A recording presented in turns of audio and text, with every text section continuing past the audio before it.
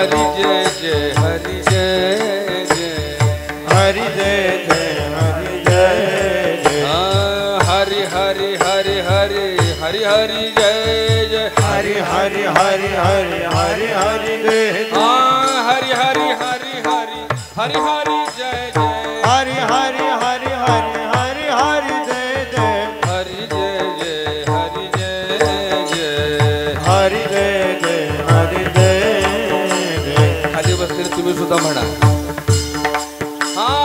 हरि हरि हरि हरि हरि हरि जय जय हरि हरि हरि हरि हरि जय जय हरि हरि हरि हरि हरि हरि जय जय हरि हरि हरि हरि हरि हरि जय जय हरि जय जय जय जय हरि जय जय हरि जय जय हरि जय जय वाह वाह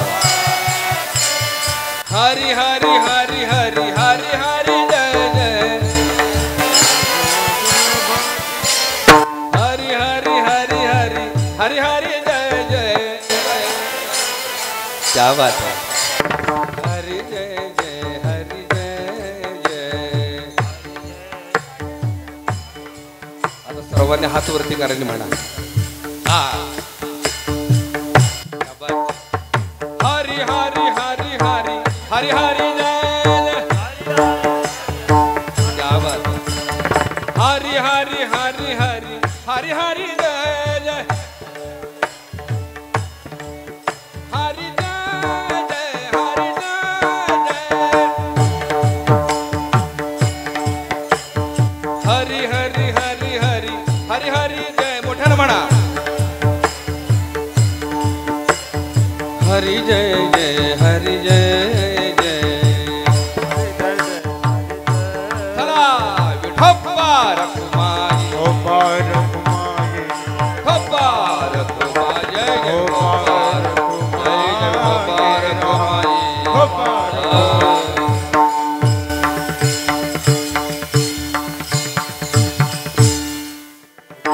दुर्लभ तो म्या देखला साधनी योग्या दुर्लभ तो म्या देखला साधनी साधनी साधनी साधनी साधनी योगिया दुर्लभ तो म्या देखिला साधने योगिया दुर्लभ तो म्या देखिला साधने या दुर्लभ तो म्या देखिला साधने योगिया दुर्लभ तो म्या देखिला साधने पहता पहता मना न पुरे धनी धनी पहता पहता मना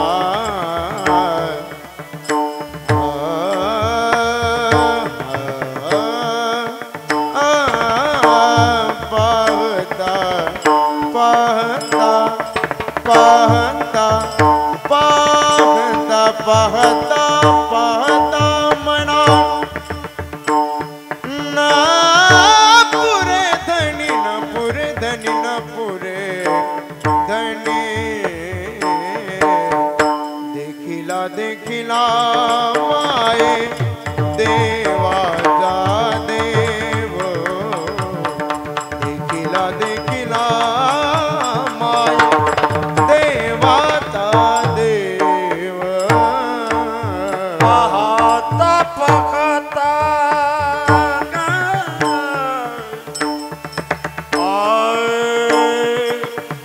मना न पुरे दे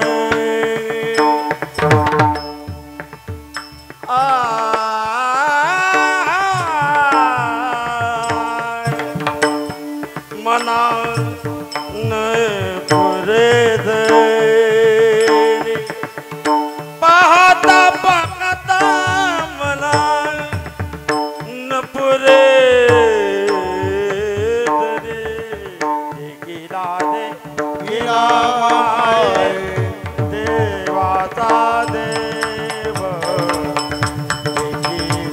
देखिला माये देवाचा देव विठला संदेह निमाल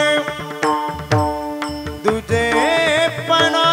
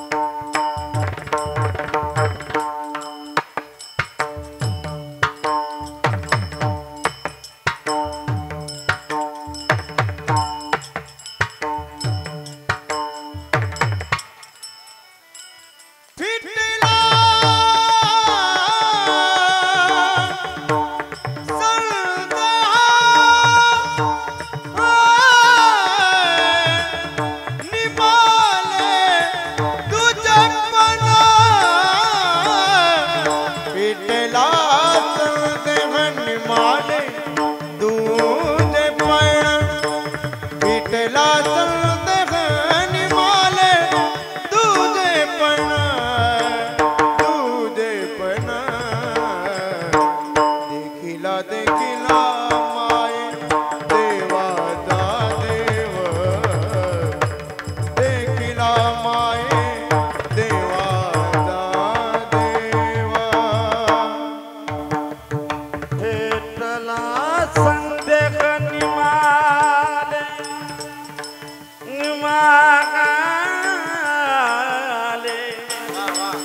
तुझे पण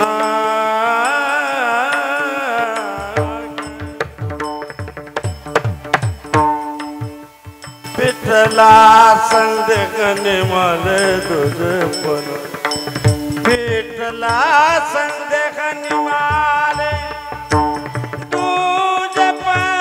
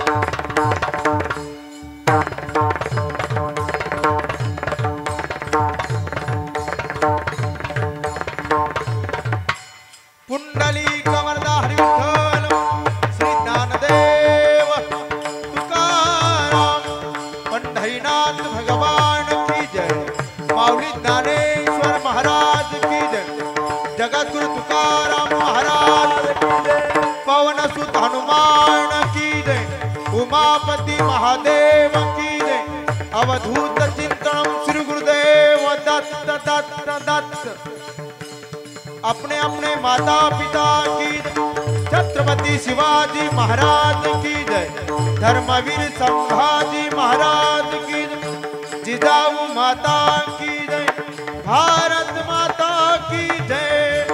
विठ्ठल विठ्ठल विठ्ठल विठ्ठल विठ्ठल विठ्ठल विठ्ठल विठ्ठल विठ्ठल विठ्ठल विठ्ठल विठ्ठल विठ्ठल विठ्ठल।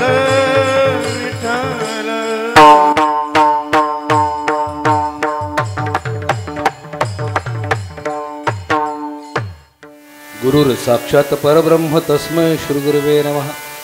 ब्रह्मानंदं परमसुखदं केवलं ज्ञानमूर्ति द्वन्द्वातीतं गगनसदृशं तत्त्वमशाद्लक्षणम् एकं नित्यं मनमचलं सर्वदी साक्षिभूतं भावार्थितं त्रिगुणरहितं सद्गुरुं तं नमामि। पुण्डलीकवरदा हरिविठल श्री ज्ञानदेवी श्री गणेशाय नमः। श्री सरस्वते नमः।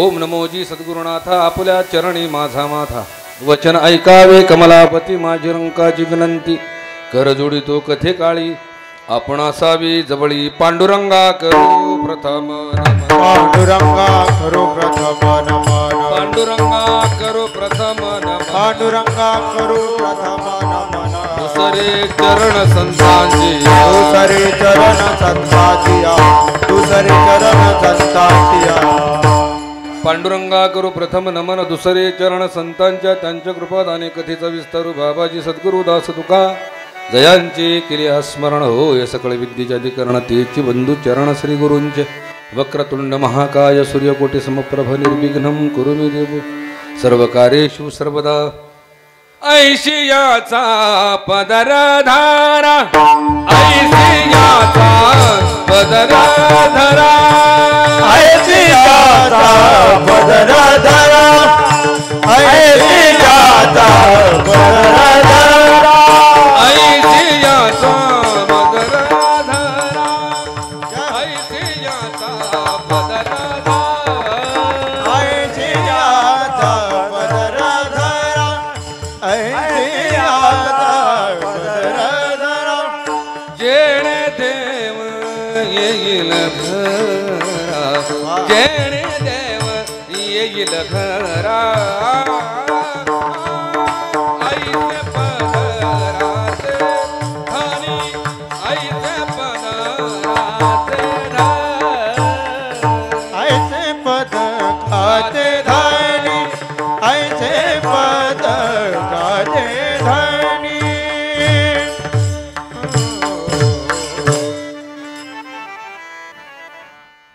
पैशाचा पदर धरा जेणे देव येईल घरा, ऐसे पदराचे धनी संत साधू ऋषीमुनी. उपस्थित जमलेल्या माझ्या माता पित्यांनो, नामधारकांनो, हरिभक्तांनो, वारकऱ्यांनो, साधकांनो, भगवंतावर निस्सीम प्रेम करणाऱ्या सर्व माझ्या आत्मस्वरूप भावंडांनो, तुम्हा सर्व संत मायबापांच्या चरणी माझा साष्टांग दंडवत. खूप सुंदर भजनाची साथ, खूप सुंदर चाल, खूप सुंदर मृदंग, खूप सुंदर हार्मोनियम साथ, सगळ्याच गोष्टी आज खूप सुंदर जुळून आल्या. मला आनंद झाला. ह्या सर्वांच्याही चरणी मी नतमस्तक होतो आणि मी सेवेला सुरुवात करतो. फक्त एक टाळ करणे माझी कळकळीची विनंती अशी आहे की प्रमाण फक्त कोणी देऊ नये. तेवढीच एक आपल्या चरणी मी विनम्र प्रार्थना करतो.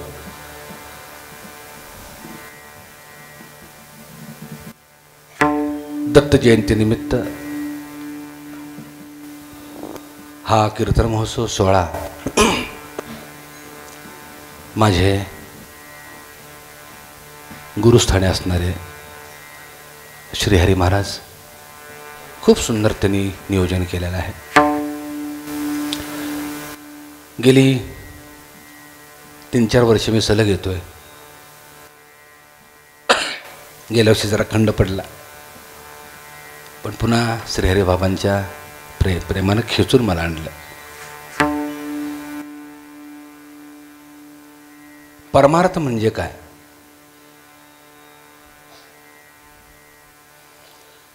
त्रिकाल अबाधित सत्याची प्राप्ती करणं म्हणजे परमार्थ. जो पूर्वी होता, आत्ता आहे आणि पुढे राहणार आहे. भूतकाळ, वर्तमान काळ आणि भविष्य काळाचं सुंदर उदाहरण तुकाराम महाराजांनी आपल्या अभंगातच दिलेलं सुंदर ते ध्यान. तुकोबारांनी वर्णन करताना, सगुण रूपाचं वर्णन करताना, पांडुरंगाच्या विटेवरच्या रूपाचं वर्णन करत असताना सुंदर ते ध्यान उभे विटेवरी कर कटेवरी ठेवून या म्हटलेलं आहे. पण प्रत्येक संतांचा हा दृष्टिकोन तो त्रिकाल अबाधित आहे, पूर्वी होता, म्हणून ते सुंदर ते ध्यान म्हटलेलं आहे. रूप पाहता लोचनी सुख झाले हो साजने. सगुण रूपाचं वर्णन करताना माऊली सुद्धा इतकं गोड वर्णन करतात, काय सांगावं. त्याचं रूप पाहिलं तर नयनाला सुख प्राप्त झालं. पण ते रूप कोणतं? तो हा विठ्ठल बरावा. शब्दातली गमक संतांच्या लक्षात ठेवा. तो म्हणजे पूर्वी होता, आत्ता याने पुढे राहणार आहे.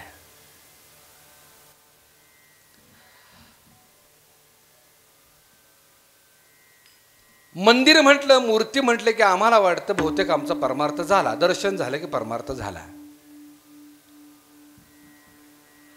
एवढं जर सहज परमार्थ असता तर या विश्वामध्ये एकही दुःखी राहिला नसता. परमार्थ बी इतका सोपा नाही. आज करोडोनं मंदिर आहेत, करोडोनं मूर्ती आहेत, तरी सुद्धा आजच्या अभंगामध्ये ज्ञानोबराय म्हणतात योगी या दुर्लभ तोम्या देखील साजने. हजार वर्ष तपश्चर्या करणाऱ्यांना तो कळाला नाही. उपास तपास करणाऱ्यांना, व्रतवैकल्य करणारा, योगाविधी करणाऱ्यांना तो कळाला नाही. योगियांच्या ध्यानी ध्याताना तुळसी. त्याच्या प्राप्तीकरता योगी खपले, मेले, तरी सुद्धा तो प्राप्त झाला नाही. मग तो असा सहज प्राप्त होईल का? तुम्ही आम्ही तर प्रापंचिक माणसं आहोत. आमचा देवाकडे बघण्याचा दृष्टिकोन काय आहे? देवा, माझा प्रपंच सरळ व्हावा, माझ्या प्रपंचात उन्नती व्हावी, धन दौलत पैसा अडका मिळावा, इथपर्यंत तुमची आमची देवाची ओळख काय, व्यवहार आहे. पण त्याला प्राप्त करून जीवनमुक्त होण्यासाठी, किंबहुना जीवशिवाची ऐक्यता होऊन त्याचं समाधान प्राप्त करण्यासाठी ज्या मनुष्य देहामध्ये तुम्ही आम्ही आलोय, तरी सुद्धा तो प्राप्त होत नाही. मनुष्य जन्माला येण्या पाठीमागचं प्रयोजन काय आहे? नर देहाचे ज्ञाने सच्चिदानंद पदवी घेणे, एवढा अधिकार नारायण कृपावलोकने दिला. मनुष्य जन्माला येण्यापाठीमागचं एकमेव कारण असं आहे की नराचा नारायण होणं. बरं, इथपर्यंत येण्यासाठी अनंत प्रयास करावे लागलेत. अनंत प्रयास, सहज आलेलो नाही आम्ही. दुरोनी आलो मेगा, दुःख झाले दारुण, या वया येथवरी होते हेची कारण. कोणतं कारण आहे? नराचा नारायण. बरं, इथपर्यंत येण्यासाठी कुठली लक्झरीने आम्ही प्रवास केलेला नाही, कुठे विमानाने प्रवास केलेला नाही. रक्त बंबाळ झालोय. बरं, 1-2 गावं ओलांडून आलेलो नाही, 1-2 देश ओलांडून आलेलो नाही. 83,99,999 गावं ओलांडून इथपर्यंत आलो. कदाचित एवढ्या जन्मामध्ये कुठेतरी पुण्य घडलं असेल, संतांची संगत घडली असेल, संतांच्या दावणीचा बैल असू, नाही का, संतांच्या मोहरीतला किडा असू, संतांच्या अंगणातल्या झाडावरचा पक्षी असू, या ना त्या माध्यमातून संतांची संगत घडली आणि तुम्हा मला हा मनुष्य जन्म प्राप्त झाला. बरं, इथपर्यंत का आलोय? फक्त त्याच्या भेटे करता. बघा, आमचा जन्ममरणाचा फेरा थांबवायचा आहे ना, अखेरचं द्वार आहे. मनुष्य देह म्हणजे अखेरचं द्वार आहे. या द्वारावर या अखेरच्या जन्मामध्ये तुम्ही आम्ही जर घर बांधून राहिलो तर पुन्हा पुनरपी जननम पुनरपी मरणम या खाईत खिप्पत पडणार आहे. कारण ओशोंच्या सांगण्यातून एकच गोष्ट लक्षात आली की तुम्हा आम्हाला जर जन्म मरणाचा पूल जर पार करायचा असेल तर हा मनुष्य देह नावाचा पूल आहे. तो पूल पार करून गेलो की जन्म मरणाच्या खाईतनं वाचलो. हा पूल आहे. पण याच मनुष्य देहामध्ये जर तुम्ही थांबून राहिलो, मीच देह आणि देह बुद्धी ठेवून जर आम्ही राहायला लागलो, पुनरपी जन्म ठरलेला आहे.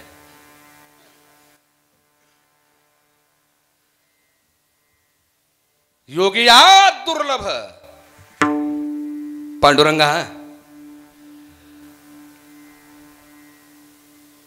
अनेकांनी तपश्चर्या केल्या, एवढंच नाही. असोने संसारी जीवा वेगो करी, कारण वेद शास्त्र उभारी बाया सदा. वेदाने शास्त्राने हात वर करून ग्वाही दिली, बाबा रे तो आम्हाला सापडला नाही, तो सापडेल कुठं? या मनुष्य योनीत. वेद अनंत बोलिला, नाही सापडला. वेद जाणू गेला पुढे मौनावला, ते गुह्य तुझला प्राप्त कैचे. एवढं जर तू बाबा महाग असशील, एवढा जर तू अनाकरणी असशील, तर कसा भेटणार तो आम्हाला? बरोबर आहे ना? ज्ञानेश्वर महाराजांची आणखीन एक विरहिणी आहे. आजचा अभंग देखील विरहिणी प्रकारात मोडणार आहे. कारण जिथं जिथं माऊलींच्या अभंगामध्ये स्त्रियांगांना नटलेले शब्द आले, तिथं तिथे समजावी ती विरहिणी आहे. सांगतो पुढं. माऊलींची आणखीन एक विरहिणी आहे. माऊली भगवंताला, पांडुरंगाला, विठ्ठलाला विनवणी करतात, भगवंता तू या जन्मात प्राप्त होतोस म्हणून अनंत गावं ओलांडून ओलांडून पाय रक्तबंबाळ झाले, ठेचा खात इथपर्यंत आलो आणि इथे येऊन सुद्धा तू भेटत नाहीस. पडिले दूरदेशी, पडिले दूरदेशी, पडिले दूरदेशी, पडिले दूरदेशी, पडिले दूरदेशी, पडिले दूरदेशी, पडिले दूरदेशी, पडिले दूरदेशी. मजा आठवे मानसी, मजा आठवे मानसी, नको नको हा वियोग, नको नको हा वियोग, कष्ट होता जी पडिले दुर्देशी पडिले दुर्देशी पडिले दुर्देशी पडिले दुर्देशी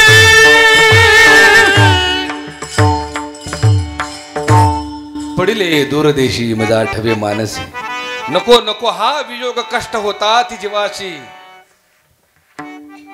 दिनो तैसी रजनी झाली गे माये अवस्था लावून गेला अजूनही का नये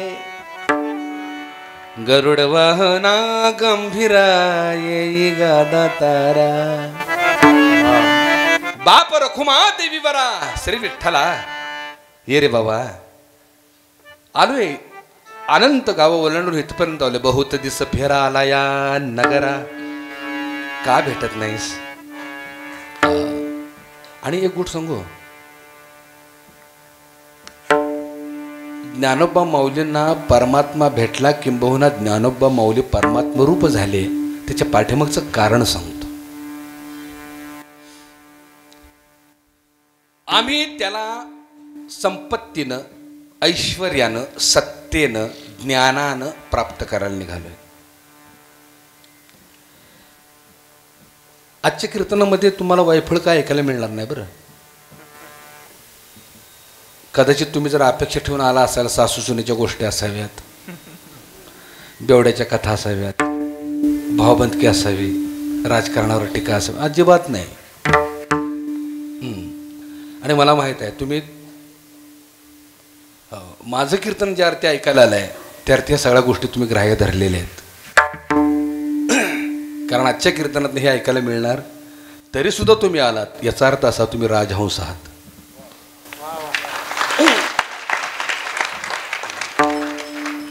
आणि आमच्या श्रीहरी बाबांची निवड चुकतच नाही अजिबात चुकत नाही लक्षात मुळात तेच राजहंस आहेत क्षीर आणि नीर निवडण्याची ताकद बाबांच्याकडे आहे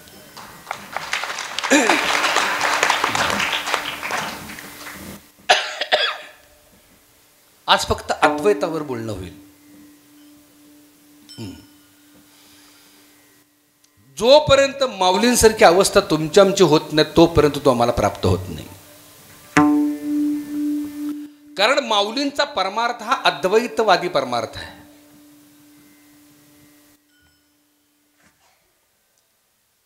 आपल्या वारकरी संप्रदायाचं भाग्य सांगतो की तुकोबा ज्ञानोबा नाथरायांसारखे अद्वैतवादी संत तुम्हाला लाभले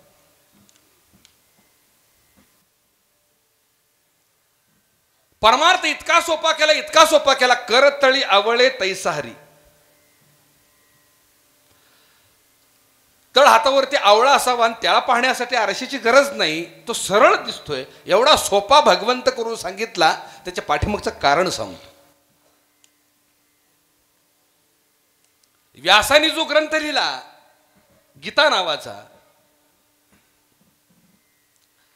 त्या अव्यक्ताचंच वर्णन केलेलं आहे त्या परमात्म्याचंच वर्णन केलेलं आहे मनुष्य जन्माला आल्यानंतर कोणती साधना करावी त्याला कसा प्राप्त करावा हे गीतेत सांगितलेलं आहे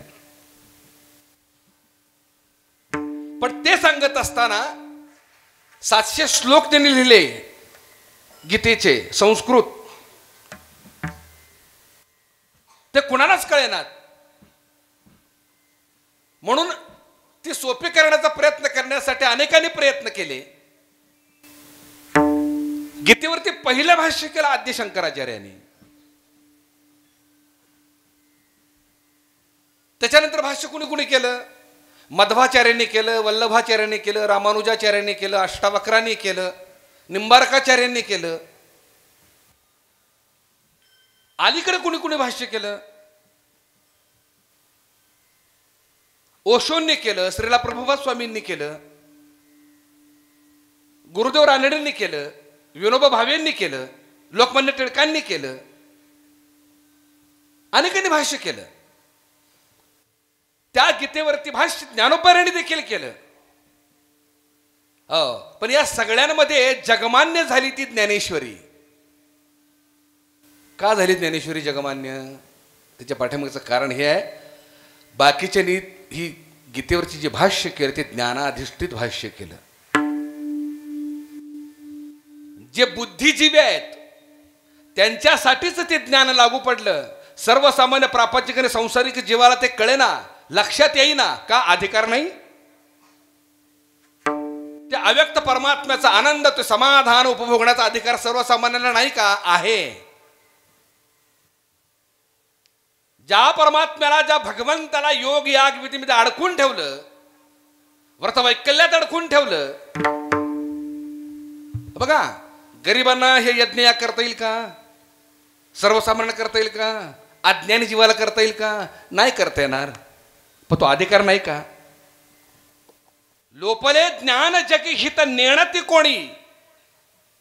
हे ज्ञान का लोपलं?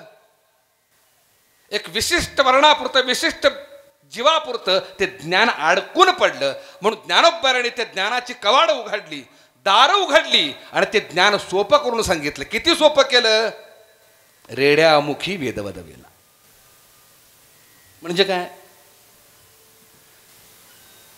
आता ही रेड्यामुखी वेदवदवेला, चालविली जड भिंती, मुळात तर ज्ञानोबरायांना चमत्कार मान्य नाहीत. आणि आम्ही जर त्यांच्यावर चमत्कार लादले तर त्यांना किती त्रास होईल. चमत्कार त्यांना मान्य नाही. बघा, सर्वसामान्य जीवाला कळावं म्हणून दृष्टांत दिलेले आहेत. रेड्यामुखी वेदवेदवेला म्हणजे काय? या विश्वामध्ये सगळ्यात मतिमंद प्राणी कोण आहे?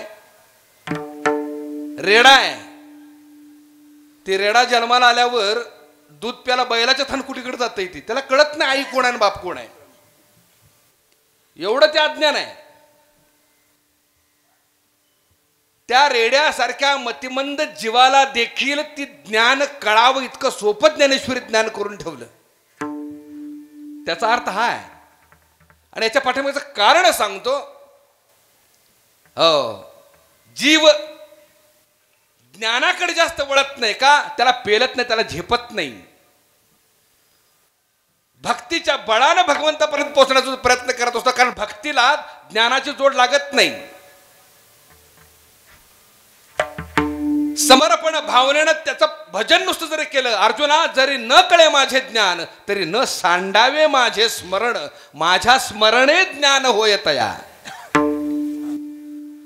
माझं ज्ञान नसलं तरी चालेल, माझं चिंतन कर, माझी भक्ती कर. माझ्या भक्तीनं, माझ्या चिंतनानं ऑटोमॅटिक तुला ज्ञान प्राप्त होईल. आणि म्हणून ज्ञानोबरायांनी त्या ज्ञानाला भक्तीची जोड दिली. आणि भगवंत सोपा केला.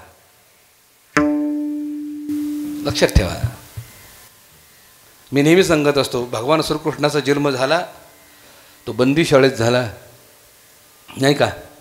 कुणाच्या पोटी झाला? वसुदेवानी देवकी. अध्यात्म काय सांगते ऐका. बंदीशाळा म्हणजे मनुष्यदेह.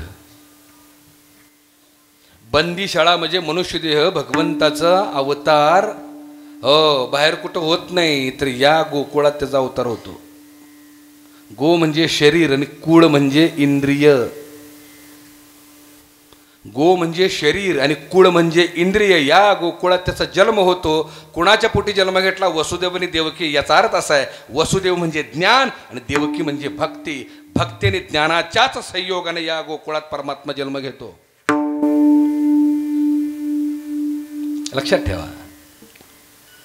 आम्ही वाट बघतो. यदा यदा हि धर्मस्य ग्लानिर्भवति भारत अभ्युत्थानम् अधर्मस्य तदात्मनं सृजाम्यहं परित्राणाय साधूनां विनाशाय च दुष्कृतां धर्म संस्थापनार्थाय संभवामि युगे युगे. खरं सांगू का, आईची शपथ घेऊन सांगतो, एवढे 2 श्लोक मला पाठ आहेत. तुम्ही म्हणाला महाराज आया आया आया काय झोडताय संस्कृत राव. त्याच्या पाठीमागचं कारण सांगतो. लादलाय आमच्यावरती ते 2 श्लोक लादलेत. मी थोडासा परखड आहे आणि मी थोडासा विद्रोही आहे. मला अडकून नाही पाडायचं. ह्या 2 श्लोकामुळे आम्ही त्याची वाट बघतोय. कधी अवतार घेईल आणि कधी आमचं रक्षण करेल. ज्या ज्या वेळेला धर्मावर संकट येईल त्या वेळेला मी अवतार घेईन आणि दुर्जनांचा नाश करेन, अधर्माचा नाश करेन. किती वर्षापूर्वी सांगितले.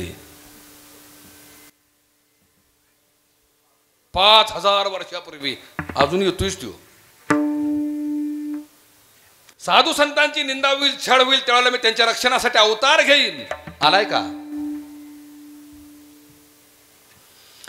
ज्या साधूच्या रक्षणासाठी त्याला यावं लागतं ते साधूच्या साधुत्वाला अर्थ काय हो?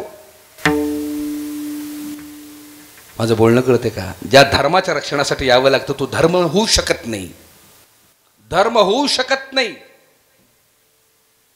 भूमिका समजून घ्या. धर्माच्या अनंत व्याख्या केलेल्या आहेत. हिंदू, मुसलमान, शीख, ईसाई यांच्यातली भांडणं म्हणजे धर्म. बर्चे, चाकू, तलवारी, जाळपोळ, लुटालूट, दंगल, मारामारी, बलात्कार म्हणजे धर्म.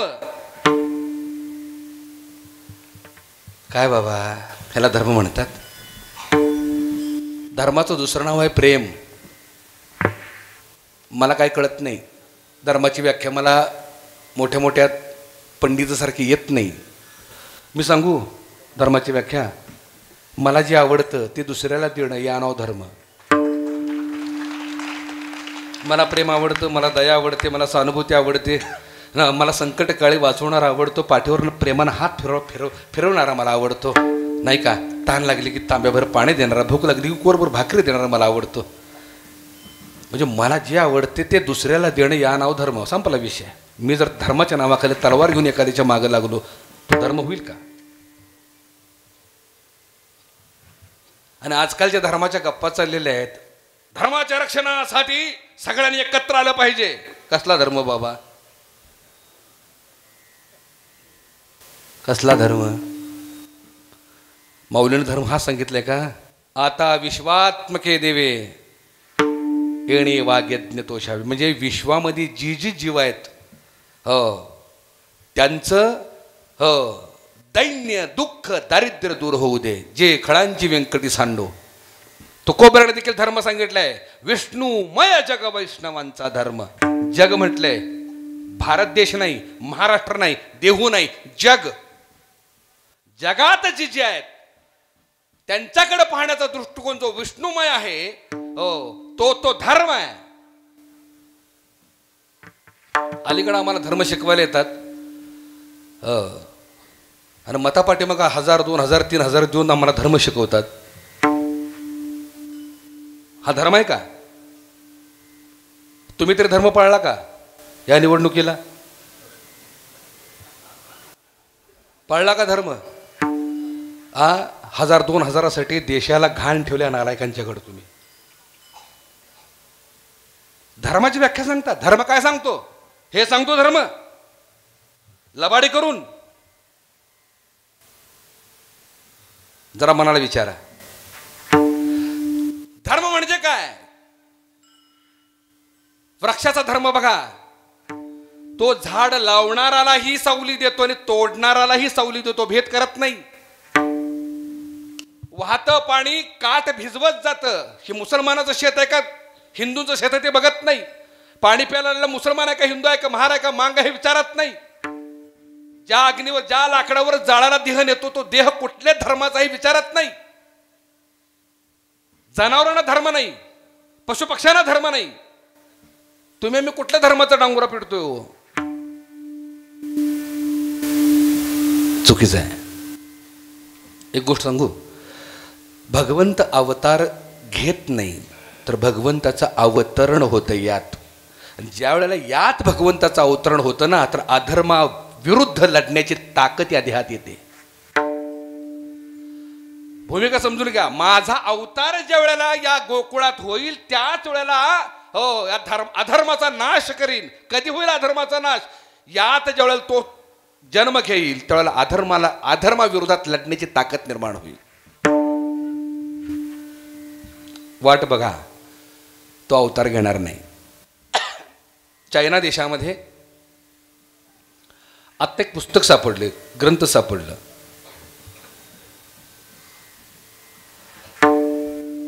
ते ग्रंथ होतं 7000 वर्षापूर्वीचं. ते पुस्तक होतं 7000 वर्षापूर्वीचं पुस्तक. ते आत्ता सापडलं. त्यात काय लिहिलं होतं माहिती आहे का? भ्रष्टाचार करणं पाप आहे, लबाडी करणं पाप आहे, टेबलाखालनं घेणं पाप आहे, स्त्रीकडे वाईट नजरेनं पाहणं पाप आहे, वेश्यागमन करणं पाप आहे, नाही का? खून बलात्कार करणं पाप आहे. हे कधी लिहिलं होतं? 7,000 वर्षापूर्वी. ज्या अर्थी लिहिले त्या अर्थी घडले. घडल्याशिवाय लिहिले का ते? म्हणजे 7,000 वर्षापूर्वी ह्या सगळ्या गोष्टी घडत होत्या ना. आता घडतायत का? घडतायत. आणि पुढे घडणार आहेत का? घडणार आहेत. गोष्ट एखादी घडली की मग लिहून येते ना, तसंच त्यावेळेस घडत होतं, आता घडतं, पुढे घडणार आहे. माझं बोलणं कळतंय का? अवतार कधी घेणार? पांडवांनी आपली बायको जुगाराला लावली. कुठल्या धर्मात बसते? कृष्ण काळ होता ना, द्वापर युग होतं ना, ते कुठल्या धर्मात बसते हो? आपली बायकोच लावली जुगारात. लावाल का तुम्ही? आम्हाला कळलं नाही धर्म म्हणजे काय, नेमकं कळलंच नाही आम्हाला. हे घडतंय, घडलंय, घडतंय, घडणार आहे. याच्या विरोधात जर सामर्थ्य निर्माण करायचं असेल तर त्या परमात्म्याचा जन्म या देहात झाला पाहिजे, या मनुष्य देहात झाला पाहिजे. आणि तो कधी होईल? ज्यावेळेला देहबुद्धी मावळेल, ज्यावेळेला अहंकार शमेल, त्याच वेळेला त्याचा अवतार यात होणार आहे. तो अवतार घेणार आहे, यात त्याचं अवतरण होणार आहे. लक्षात ठेवा. ज्ञानोबाने तेच सांगितलं. योग, याग, विधी, व्रत, वैकल्य, उपास, तपास ह्याच्यामुळे तो मिळणार नाही. एकच करावं लागेल. काय? समर्पण. स्वतःला अर्पण करावं लागेल त्याला. याचं दुसरं नाव आहे भक्ती, याचं दुसरं नाव आहे श्रद्धा, याचं दुसरं नाव आहे भाव. विठ्ठल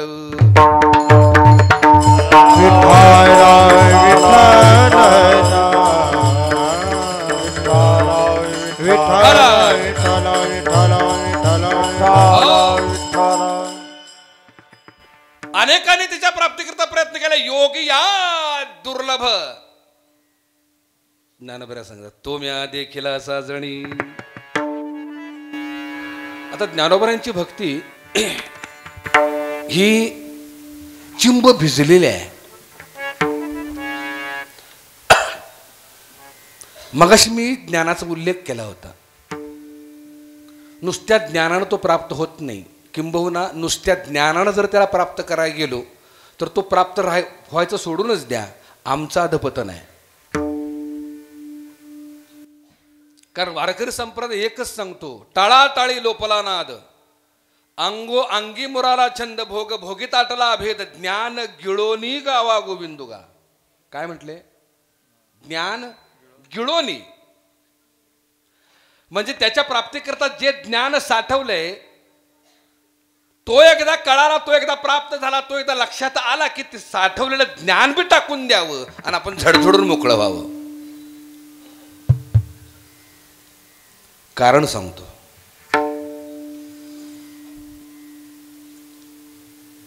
ज्ञानमार्गाने वाटचाल करणारी जी मंडळ आहेत की नाही, त्यांचा शेवट हा वृक्ष वाळवंटासारखा आहे. भक्तीचं जर भिजणं नसेल, भक्तीचा जर ओलावा नसेल त्या परमार्थाला, आणि नुसत्या ज्ञान मार्गाने जर वाटचाल करत असेल तर मधीच त्याचा घात होतो. ज्ञान म्हणजे काय हो? ज्ञान म्हणजे काय? साध्य आहे का साधन आहे? उत्तर द्या. ज्ञान काय आहे? साध्य आहे का साधन आहे? साधन आहे. आम्ही त्याला साध्यच करून ठेवले. थोडक्यात सांगू, ज्याच्या प्राप्तीकरता जे ज्ञान मिळवायचं आहे, लक्षात राहा, ते ज्ञान मिळवलं, पण इतकं मिळवलं, ज्याच्या प्राप्तीकरता मिळवले तोच हरवून गेला त्या ज्ञानात. म्हणजे काय? कुंपणानं शेत खाल्लं. कुंपण कशासाठी असतं माहिती आहे का? शेताच्या राखणीसाठी.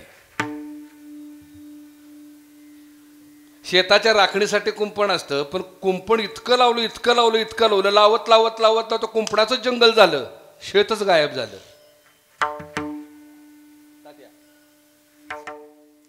आजकाल आम्ही फक्त ज्ञान ज्ञान ज्ञान मानतोय, पण ज्याच्यासाठी ज्ञान आहे त्याच ज्ञानानं त्याचा घात केला.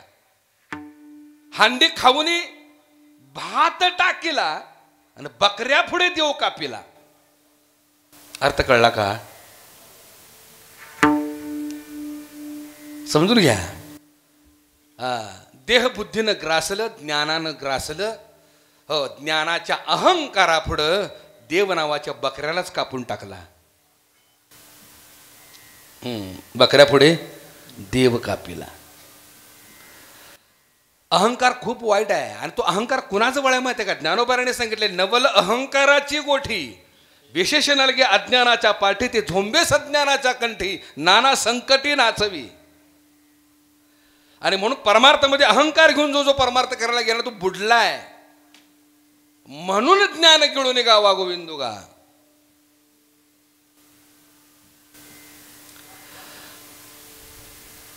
थोडक्यात एक उदाहरण देतो. उंच झाड होतं, खूप उंच, 100-125 फूट उंच झाड होतं. आणि त्या झाडाच्या बुडाला एक वयस्कर व्यक्ती बसली होती. 60-70 वय होतं. बुजुर्ग अनुभवी व्यक्ती तिथं त्या झाडाखाली बसली होती. एक तरुण आला आणि sir sir sir sir sir sir झाडावर चढला. शेंड्यापर्यंत गेला तरी ती व्यक्ती काय, म्हणजे खाली बसलेली जी बुजुर्ग व्यक्ती काही बोलली नाही त्याला. अगदी टोकाला गेला, टोकावर परत खाली यायला लागला तरी ती व्यक्ती काय त्याला बोलली नाही. आणि अगदी उतरून खाली जमीन फक्त 4 फुटावर आली. हो, ती बुजुर्ग व्यक्ती म्हणली, ए बाबा सांभाळून पडशील. जमीन किती फुटावर? 4 फुटावर जमीन. ए बाबा पडशील. त्या तरुणानं उडी मारली. म्हणला, म्हाताऱ्या तुला काय अक्कल आहे का? जमीन मी एवढ्या उंच गेलो तेव्हा काय बोलला नाहीस, एवढं वरनं खाली आलो तेव्हा बी काय बोलला नाहीस, आणि जमीन 4 फुटावर आहे तेव्हा भीती घालतो जो पडशील म्हणशील. त्या व्यक्तीनं उत्तर इतकं सुंदर दिलं त्या बुजुर्ग व्यक्तीला, बाबा रे, भल्या भल्या ज्ञानियांना मी उंच टोकावर जाताना पाहिले, उंच टोकावर जाताना पाहिले भल्या भल्या ज्ञानियांना, पण शेवटी शेवटी त्यांचा पाय घसरलाय म्हणून म्हणतोय सावधान.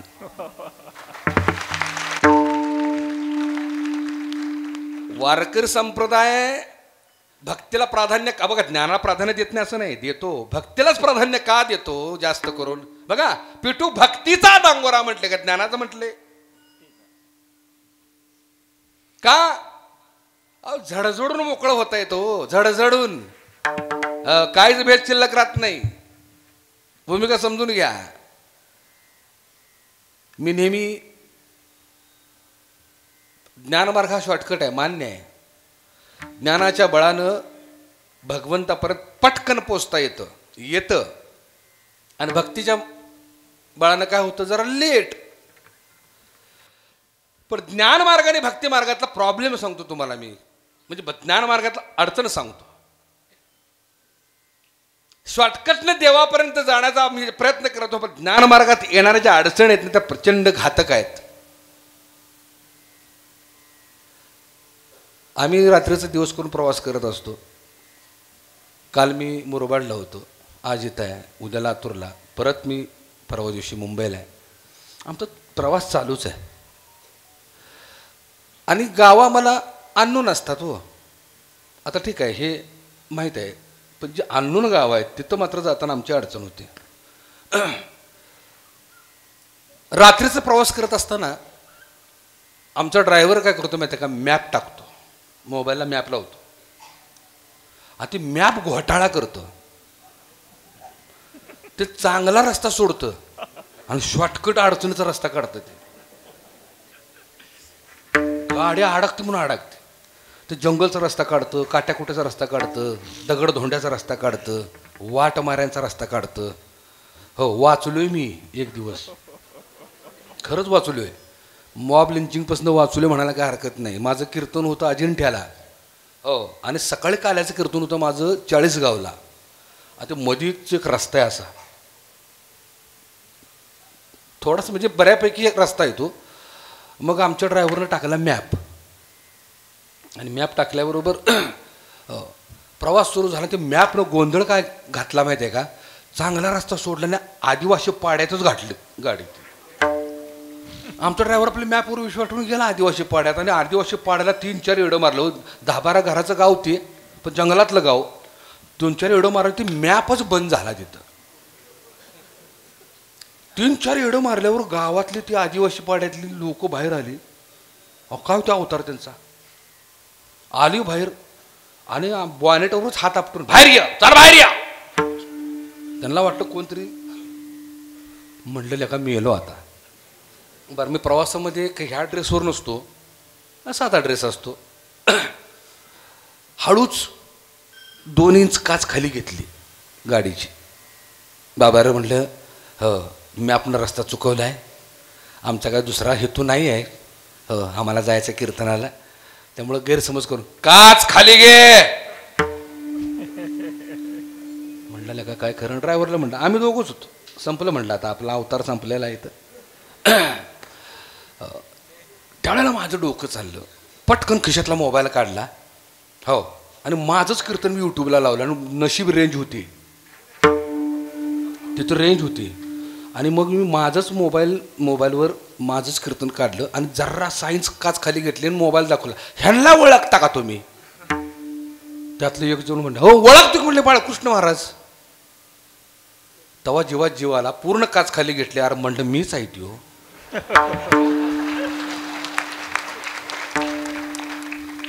जर रेंज नसती तर आता मी रेंजमध्ये नसतो. मला सांगायचं काय माहिती आहे का की तो मॅप काय करतं शॉर्टकट दाखवतं, पण अडचण आहे ना तसं ज्ञान मार्ग अडचणीचा आहे. वाटमारे कोण कोण आहेत. ज्ञान मार्गातले वाटमारे कोण कोण आहेत. ज्ञानोबाने सांगितले हे ज्ञान निधीचे भुजंग, विषय दरीचे वाघ, भजन मार्गीचे मांग मार्गजे. हे ज्ञान मार्गातले वाटमारे आहेत. यांच्यापासून जर वाचायचं असेल ना तर शॉर्टकट नकोच. एकदा कळला ना तो ज्ञान गिळोनी गावा गोविंदुगा. का भक्ती मार्ग सुपर आहे हो, हायवे आहे. जरा लांब असतं काय फरक पडतोय. आजूबाजूला बरोबर आहेत ना आपल्या वाटचाल करणारी. भूमिका समजून घ्या. म्हणून ज्ञानोबरायांनी भक्तीची जोड दिली आणि परमार्थ सोपा केला. विठ्ठल विठ्ठल विठ्ठल विठ्ठल. भूमिका समजून घ्या. आणि म्हणून ज्ञानोबरांचं अंतःकरणे भक्तीनं चिंब भिजलेला आहे. आणि भक्तीनं चिंब भिजल्यामुळं त्यांच्या अभंगामध्ये त्यांच्या विरहिणीमध्ये स्त्रियांगानं नटलेले शब्द जास्त आहेत. आत्ताचा अभंग घ्या. योग्या दुर्लभ तोम्या देखिला, मोठ्यानं बोला, देखिला साजणी पैल तोगे काऊ कोकता हे शकून गे माये. पाचा दामांचा गोंगडा नेसेन उरली मोठ ते जेवीन गे बाई ये. किती उदाहरणं देऊ. पंढरपुरीचा निळा, पंढरपुरीचा निळा, पंढरपुरीचा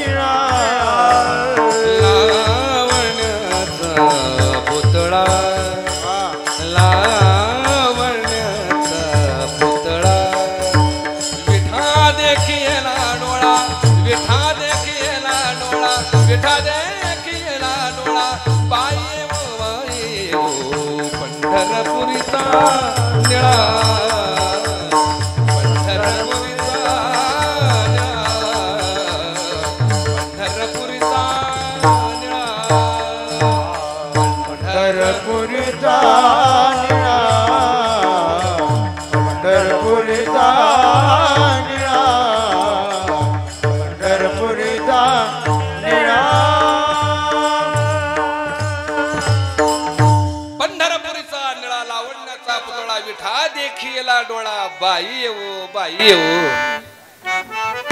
अर्थ कळला का. ज्ञानोबरांचा अंतःकरणी भक्तीनं चिंब भिजल्यामुळं भगवंत त्यांचा झाला. ज्ञानोबरांची जी अवस्था ना ती अवस्था राधेची अवस्था आहे. राधा म्हणजे स्त्री नाही, राधा म्हणजे एखादी मुलगी नाही, राधा म्हणजे व्यक्ती नाही, राधा म्हणजे एक अवस्था आहे. मग कृष्ण कोण आहे. कृष्ण देखील एक अवस्था आहे. आम्हाला कृष्णाला बासरीत दीड पायावर उभा असलेला कृष्ण मी म्हणतो हो, ते प्रतीक आहे, अवस्थेचं प्रतीक आहे ते. कृष्ण कोण आहे, राधा कोण आहे? ऐका, राधा ही एक अशी अवस्था आहे त्या जीवाची, जो जीव परमात्म्याच्या भेटीसाठी जीवाचं रान करतो, आतुर होतो, हो, वेदना सहन करतो, दुःख सहन करतो, हो, त्याच्या भेटीसाठी प्रयत्न करतो. त्या प्रयत्न करण्याच्या अवस्थेला राधा म्हणतात. मग कृष्ण कोणाला म्हणायचं? ज्या वेळेला तो जीव सगळे प्रयत्न करून कृष्णाला, परमात्म्याला भेटतो, हो, तो आत्मा आणि परमात्मा यांचं मिलन होतं. आणि मिलन झाल्यानंतरची जी अवस्था आहे, देव भेटल्यानंतरची जी अवस्था आहे, ती अवस्था म्हणजे कृष्णावस्था आहे. म्हणजे एकाच जीवाला दोन भूमिका करता येतात. दोन भूमिकेत नाही तो जीवात्मा जात असतो. पहिलं पाऊल आहे त्याचं राधेचं आणि दुसरं पाऊल आहे हो कृष्णाचं. तोच जीव कृष्ण होतो, तोच जीव राधा होतो. भूमिका समजून घ्या. हा, आत्मस्वरूप प्रियशी परमात्म स्वरूप प्रिय करायला भेटण्यासाठी जात असते. हो, त्या प्रयत्नाला ध्यान म्हणतात. आणि आत्मस्वरूप प्रियशीने परमात्म स्वरूप प्रिय करायचं मिलन होतं, त्याला समाधी म्हणतात. बोलणं कळते का? कीर्तन डोक्यावरून जाते का?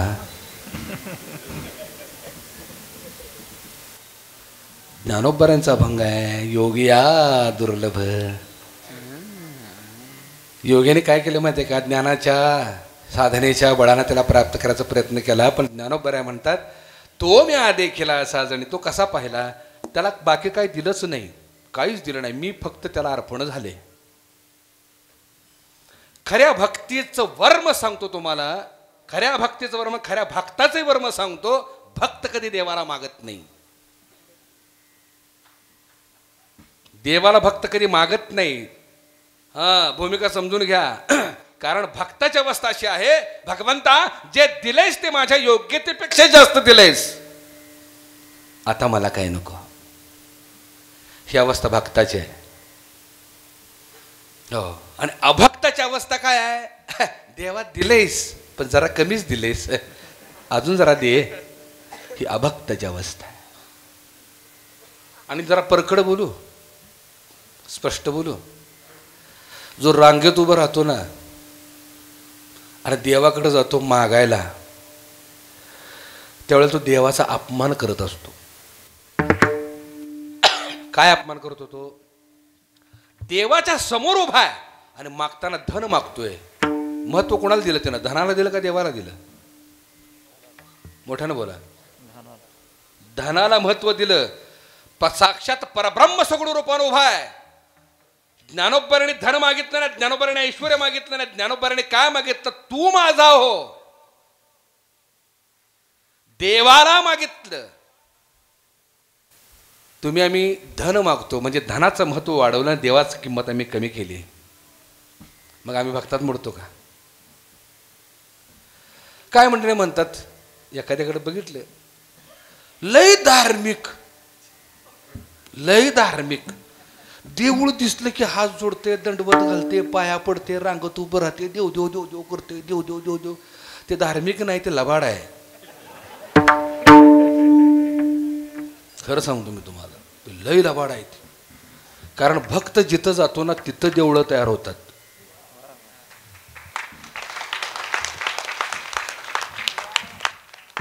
ज्याला कळालं नाही त्याच्यासाठी देवळं आहेत, पण ज्याला कळालंय ना देवळं तिथे निर्माण झालीत.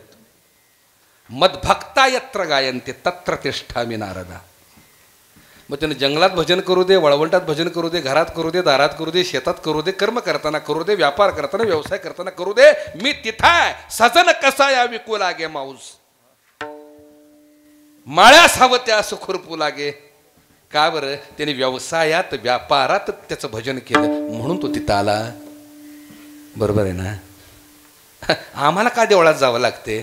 आमचा उल्लू साध्य व्हावा. आपण लय बिरकी आहे.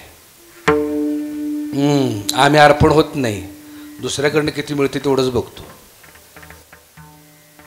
एक गोष्ट सांगू का तुम्हाला. एक तरुण मुलगी होती, घरी एकटीच होती, तिला करमत नव्हतं. आता घरी एकटे असल्यामुळं ती म्हटली आता करमणुकीचं काहीतरी साधन आपल्याला उभं करायला पाहिजे. म्हणून ती मुलगी बाजारात गेली आणि एक बोलका पोपट घेऊन आली.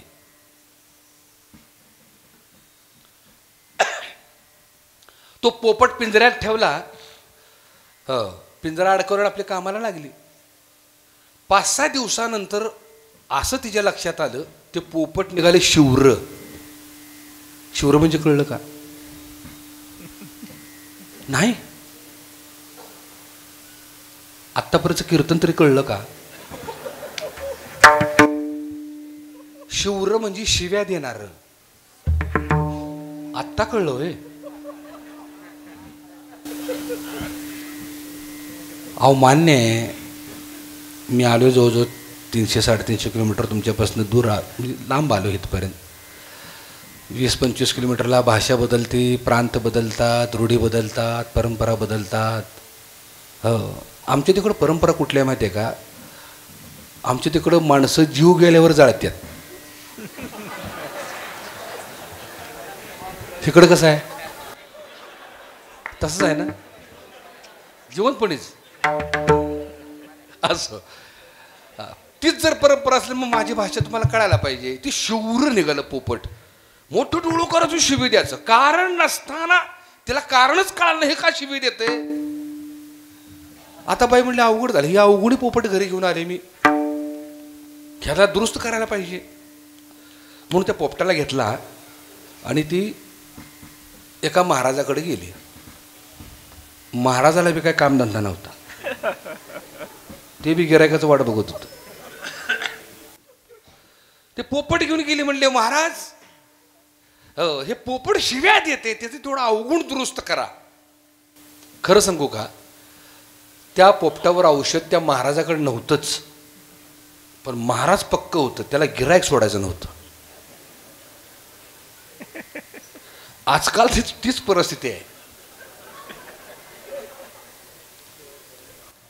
काम क्रोधावर औषध नाही, वासनेवर औषध नाही. जीव दुःखी आहे नाही का, ह्या विकारानं पछाडलेला आहे, पिचलेला आहे तो. लोभानं मोहानं त्याला बरबटलेला आहे. ज्याच्याकडे हे सोडवायला जावं त्यालाच ह्या सगळ्यांनी बरं गुंतून ठेवलंय. बरोबर आहे की नाही? अशी अवस्था आहे. पण त्या महाराजाकडे एक टेक्निक होतं, लय गोड बोलायचं.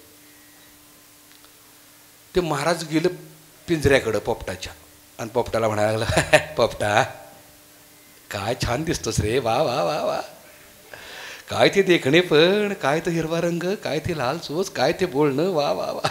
पोपटा शिवी देणं बरं नाही, कळलं का? शिवी देणं बरं नाही. आम्ही बोलतो पोपटासारखं, दारू पिणं बरं नाही. तुम्ही का दारू पिऊन आलाय बी आता?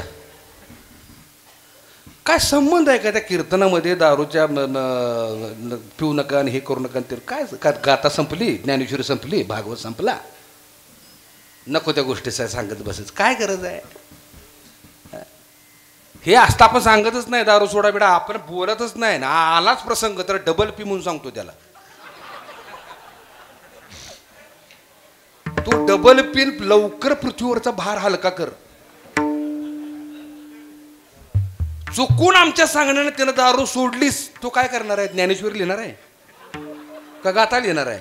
पेटवा पेटवीन, आग लावा लावीन, राजकारणापलीकडे तो काय करणार आहे? त्यापेक्षा मेल्याला बरा तो. आपण सांगतच नाही दारू सोडा आणि हे करा आणि ते वाईट आणि संसार हे होतो. तुझं पैसे तू पी, मर, खप, तिकडे काय करायचं मला? बरोबर आहे ना? हा पोपटा शिवी देणं बरं नाही. 4-5 मिनटं सांगितलं, उपदेश केला पोपटाला. त्या पोपटाने बी ऐकून घेतलं आणि ज्या महाराजाला ठेवणीतल्या शिव्या द्यायला सुरुवात केल्या, तात्या ठेवणीतल्या शिव्या माहीत आहेत ना? तुम्ही बीडकर आहे, माहीत आहे तुम्हाला. ठेवणीतल्या शिव्या सुरू केल्या. महाराज 4 पावलं मागल्या का म्हटलं आपल्यापेक्षा आगाव दिसतंय. महाराजांनी सांगितलं बाई ग या पोपटावर काय माझ्याकडे औषध नाही. ती म्हटली आता महाराज काय करायचं. महाराज म्हटले माझ्याकडे एक पर्याय आहे. ती म्हटली काय आहे. माझ्याकडे एक मादी पोपट आहे तो पोपट घेऊन जा. तो तुझा नर पोपट झाला सरळा तर झाला. योगायोगानं त्या मादी पोपटाला महाराजामुळं हरिपाठ पाठ होता, काकडा पाठ होता, प्रार्थना येत होती. त्या महाराजांनी तो पोपट तिला दिला. तो पोपट घेतला. तिनं नरपोपटाच्या पिंजऱ्यात टाकला. दोन्ही पोपट घरी घेऊन गेली. पिंजरा अडकवला घरी. 5-6 दिवसानंतर इतका सुंदर रिझल्ट आला. हो ते पोपट शिवाय त्याचं बंद झालं आणि नरपोपटातून मादी पोपटा संवाद सुरू झाला. नरपोपट मादी पोपटाला म्हणते बाई ग तू भेटलीस लय बरं वाटते बघ. त्यांच्याच घरी देवाला आहे. धरिला पंढरीचा चोर धरिला पंढरीचा चोर धरिला पंढरीचा चोर धरिला पंढरीचा चोर गळा बांधोनिया दोर गळा बांधोनिया दोर गळा बांधोनिया दोर धरिला पंढरीचा चोर धरिला पंढरीचा चोर धरिला पंढरीचा चोर धरिला पंढरीचा चोर.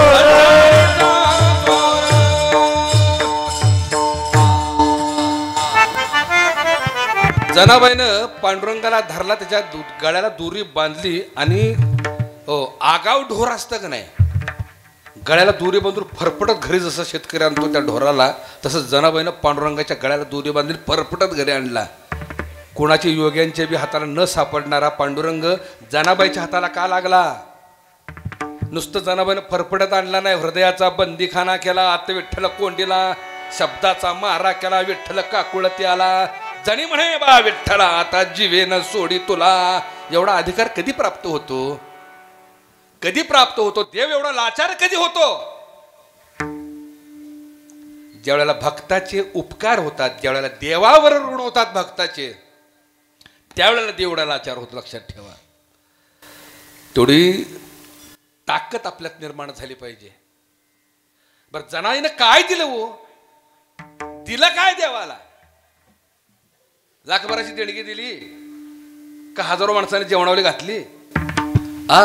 किती आमच्यासारखी गाणी म्हणत होती. काय काय तिकडे काय होतं. काहीही नव्हतं. पण जे दिलं ते काय दिलं ऐका. जगाच्या पाठीवर एक चित्रपट होऊन गेला. त्यामध्ये भक्ताची भूमिका करणारी सीमादेव म्हणून एक हिरोईन होऊन गेली. संगीत आहे श्रीधर फडकेंचं. शब्द आहेत गदी माडगुळकरांचे. आणि जनाईने देवाला काय दिलं ते ऐका. नाही खरचिली कवडी दमडी नाही वेचिला दाम विकत घेतला श्याम बाई मी विकत घेतला श्याम बाई मी विकत घेतला श्याम बाई मी विकत घेतला श्याम बाई मी विकत घेतला बाई मी विकत घेतला. कोणी म्हणे ही असेल चोरी कुणा वाटते असे उदारी. कोणी म्हणे ही असेल चोरी कुणा वाटते असे उदारी.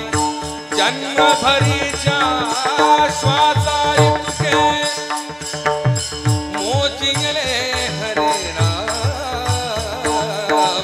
मोजिंगले हरे राम विकत घेतला श्याम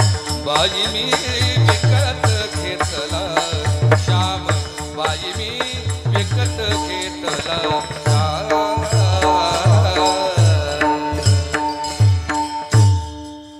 कुणी म्हणे ही असेल चोरी जनाईनं देवाला काय दिलं ते ऐका कुणा वाटते असे उदारी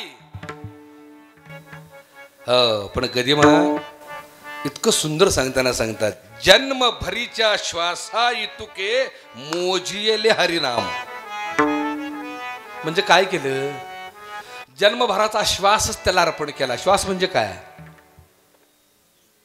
श्वास म्हणजे ब्रह्मांडाचा मूलाधार आहे श्वास म्हणजे सृष्टीचा मूलाधार आहे श्वास म्हणजे या देहाचा मूलाधार आहे जीवनाचा मूलाधार श्वास आहे श्वासाची किंमत जर समजून घ्यायची असेल तर 2 मिनिटासाठी नाक आणि तोंड दाबून धरा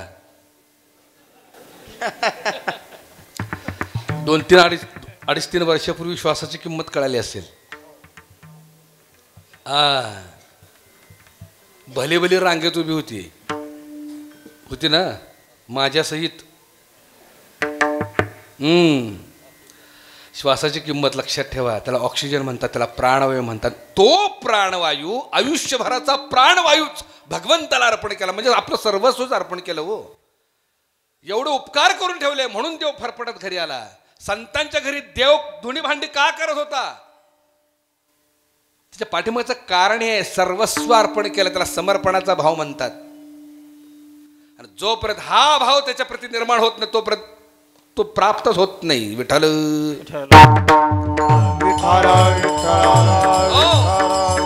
भावे विना देव न कळे निसंदेह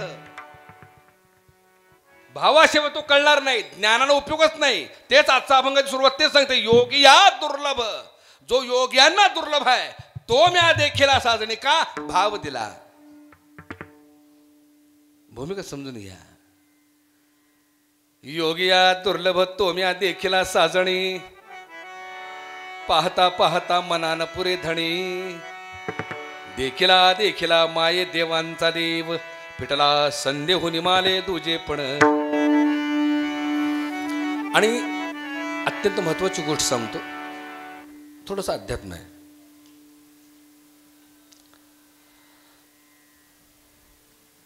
तहान श्रेष्ठ आहे का पाणी श्रेष्ठ आहे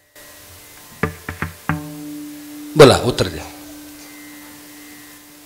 कोण बोलव धान बरोबर आहे शाबाश परफेक्ट तहान जर नसेल आणि सरोवराच्या बाजूने जरी फिरत असला ना तो सरोवर जरी शेजारी असलं तर तिकडे लक्ष जाणार नाही का पाण्याला किंमत कधी आहे तहान लागल्यावर भूमिका समजून घ्या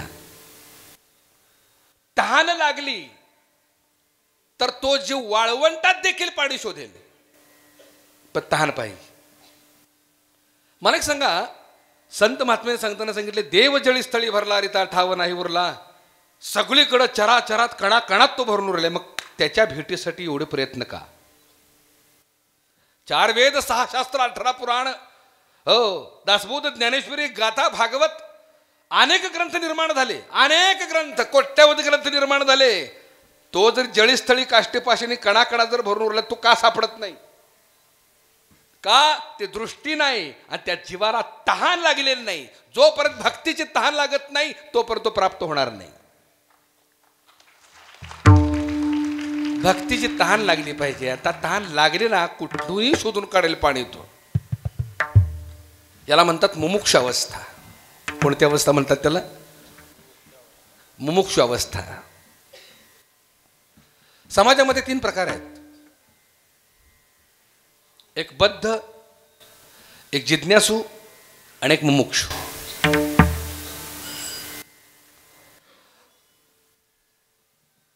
बद्ध कोणालाही विचारतो प्रश्न विचारायचा ना कोणालाही विचारतो जिज्ञासू शास्त्र शोधतो आणि मुमुक्षु सद्गुरूला शरण जातो ऐका लिहून ठेवा अत्यंत महत्वाचं आहे बद्ध आहेत ना समाजात भरपूर आहेत प्रश्न विचारायचे म्हणून विचारायचे पण उत्तराच्या अपेक्षा बी ठेवायची नाही असे बद्ध आहेत बरेच जण विचारतात का म्हणले झाडाचा रंग हिरवा का आता काय सांगायचं त्याला बरं उत्तर दिलं नाही दिलं नाही दिलं अपेक्षाच ठेवत नाहीत. असे भरपूर भेटतात उगीच तेडायचं म्हणून तेडतात. मला एक जण भेटला.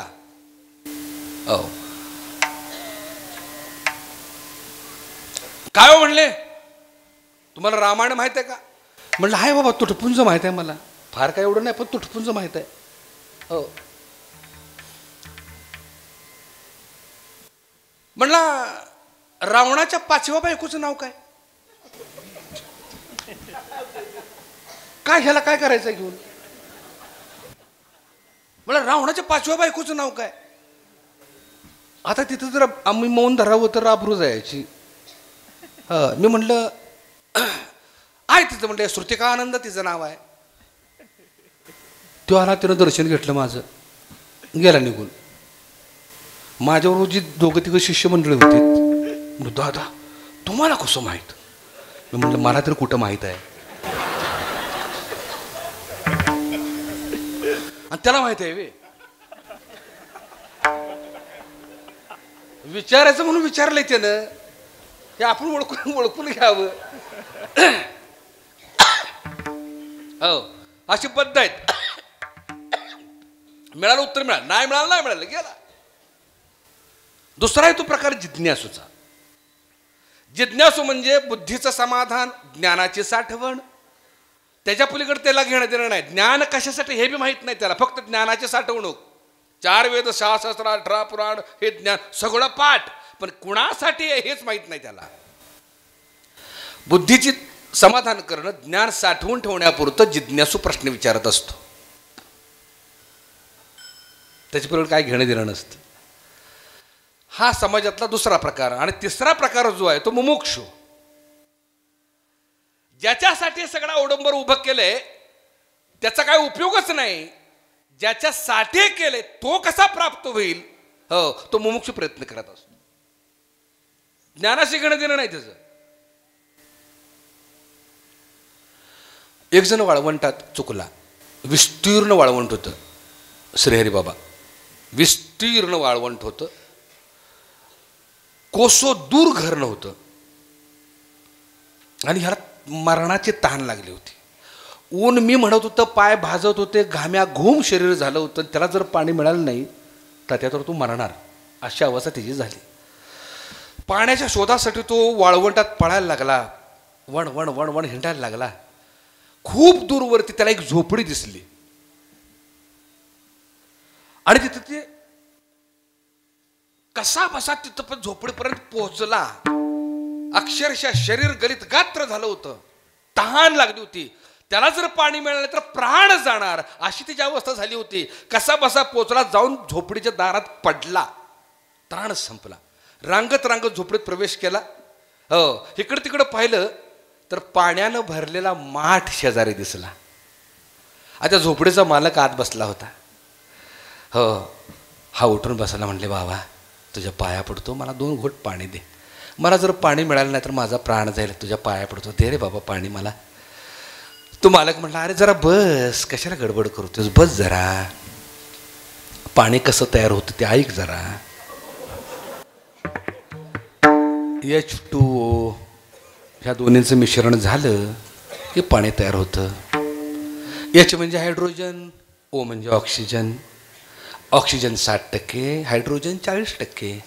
असं दोन्ही ते वायू एकत्र एका चंचुपात्रात ठेवले. 3 तास त्यांना मिश्रण केलं की मग त्याचं पाणी येतं. तो म्हणला तुझं ज्ञान पेटव, पाणी दे.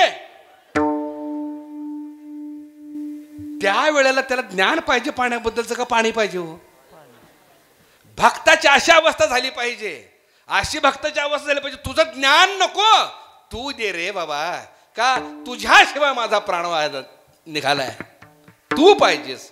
नको ज्ञान, नको ब्रह्मज्ञान, आत्मस्थिती भाव.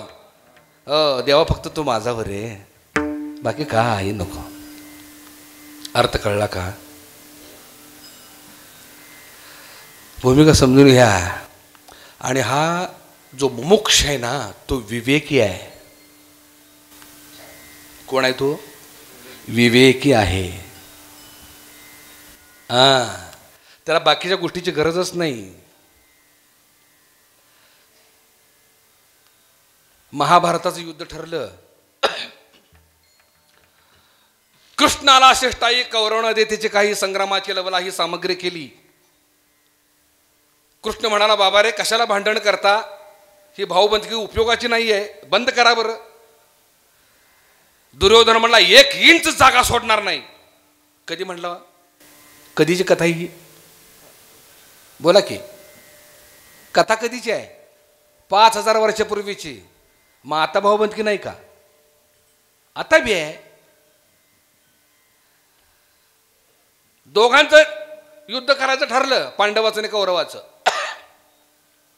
आता युद्धासाठी सैन्यबळ शस्त्रबळ पाहिजे. भगवंत महाराज विश्रांती घेत होते आणि दोघांनी ठरवलं, दुर्योधन आणि अर्जुन, देवाकडे जायचं आणि सैन्यबळ शस्त्रबळ मागायचं. देव महाराज झोपले होते पलंगावरती. दुर्योधन गेला आणि देवाच्या डोक्याजवळ जाऊन बसला. कुठं बसला दुर्योधन? डोक्याजवळ. अर्जुन मागणं आला आणि बसला कुठं? पायाजवळ. थोड्या वेळाने भगवंताला जाग आली आणि समोर कोण दिसला? अर्जुन. अर्जुनाला स्मितहास्य केलं आणि अर्जुनाला विचारला, अर्जुना कधी आलायस बाबा? दुर्योधनाला तिडी कुठली. दुर्योधन म्हणला, ह्याला काय अर्थ का? म्हणला, देवा मी आधी येऊन मला विचारलं नाही, त्याला विचारलं. देव म्हणाले, तू डोक्यावर बसलायस, तू डोक्यावर बसलाय. देवाच्या डोक्यावर बसलं. देवाच्या डोक्यावर बसल्या लक्षात राहत नाही, तो डोक्यात जातो. माझं बोलणं कळलं का? देवाला विरोध करतात ना, ती देवाच्या डोक्यात जातात. आणि जी देवाच्या पायाजवळ आहेत भगवंत त्यांना हृदयात जागा देतो. हे दोघ जण सैन्यबळ शस्त्रबळ ऐश्वर्य धन संपत्ती मागायला आले होते. या दृष्टांतातला दुर्योधन हा अहंकार आहे, अर्जुन हा विवेक आहे. मला हे सांगायचं आहे.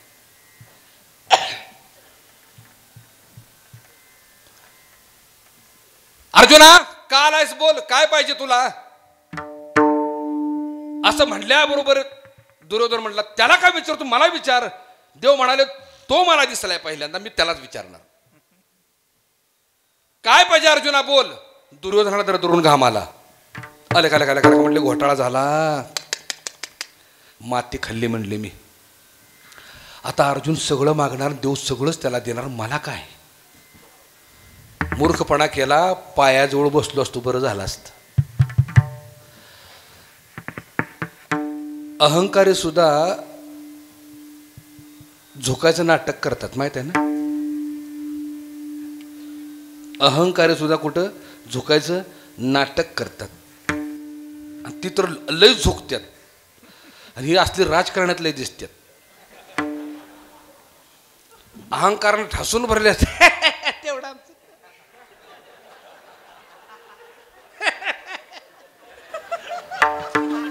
एवढी लबाड असेल बरं का, पायताना ठोकावं असं वाटतं.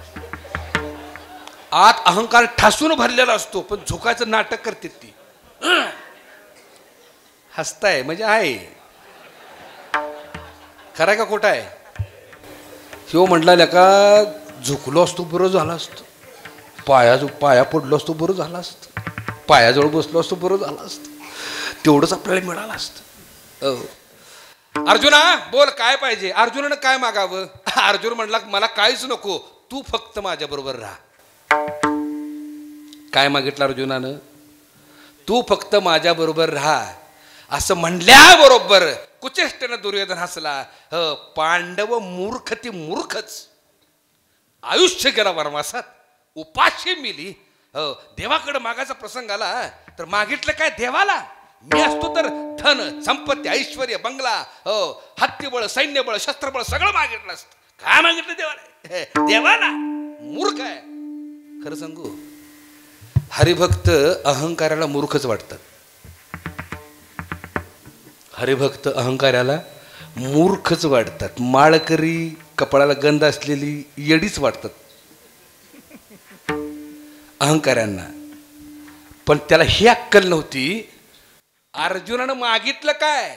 ऐश्वर्य नाही, संपत्ती नाही, धन नाही, दौलत नाही, बंगला नाही, माडी नाही, हे काय मागितलं नाही, ह्या सगळ्यांचा मालक मागितला. काय मागितला? सगळ्यांचा मालक मागितला. मालक जिथं तिथं तिथे सगळं आहे. श्रीकृष्ण राव जेथ तेथ लक्ष्मी. बरोबर आहे ना? विवेक आहे तो अर्जुन. आलं लक्षात? नोकर चाकर वगैरे काय मागितलं नाहीत त्यानं, ह्या सगळ्यांचा मालक मागितला. भूमिका समजून घ्या. आणि जो ह्या सगळ्यांचा मालक मागतो ना तो खरा ऐश्वर्यवान आहे. भूमिका समजून घ्या. दुर्योधनानं हे सगळं नाशिवंत मागितलं, पण अर्जुनानं मागताना त्याला मागितला. भूमिका समजून घ्या. मगाच्या दृष्टांतामध्ये त्याचं ज्ञान नको, त्याचं तो पाहिजे. तसं त्याचं ऐश्वर्य नको, धन दौलत नको, तो पाहिजे. भगवंताने सांगितलं अर्जुना बोल काय पाहिजे? काय नाही म्हणले देवा, तू फक्त माझा हो. त्यातून भगवंतानी तिड्यात त्याला सांगितलं बाबा रे, तू म्हणतोस तू माझा आहे, पण मी युद्ध करणार नाही, मी शस्त्र घेणार नाही. काय नाही म्हणले देवा, काय करू नकोस, माझ्या रथाचं सारथ्य तरी करशील, माझ्या रथाचं सारथ्य तरी करशील. हो तेच तर करणारच. इथं बसलेल्या रथाचं सारथ्य कोण करते? हा रथच आहे ना. 5 कर्मेंद्र आणि 5 ज्ञानेंद्राचा रथच आहे. ह्याचं सारथ्य कोण करते? तोच करतोय ना. त्यानं जर ह्या रथातून उडी मारली तर ह्यो रथ सांधीला, माहित आहे ना. हे बघा असा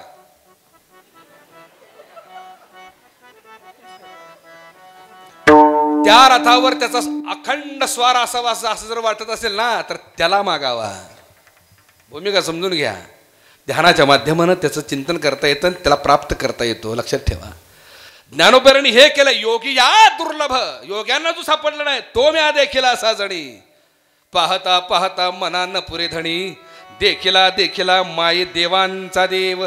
पेटला संदेहो निमाले तुझे पण 11 वाजले. श्री हरी बाबा 5 मिनिटं देता का मला? नक्की. आमच्या साथीदार बांधवांना 5 मिनिटं. हां तुमची आज्ञा असेल तर. माझं दुखणंच आहे हो. मला 1 दिवस पुरतच नाही. 1 दिवस मला पुरतच नाही. मी नेहमी विनवणी करत असतो किमान मला 3 दिवसाचा महोत्सव तरी एकट्याला द्यायला जावा. आता तुम्ही म्हणणार महाराज हे तुमचा स्वार्थ बरं दाबताय पुढं. नाही पण वस्तुस्थिती सांगू, तुम्हाला वेळच पुरत नाही. असो. देखिला माये देवांचा देव. आता हा काय प्रकार आहे? देव तर आहे पण देवांचा देव कोण आहे? बघा तो जळी स्थळी काष्टी पाषाणे प्रत्येकाच्या हृदयात आहे की नाही? आहे.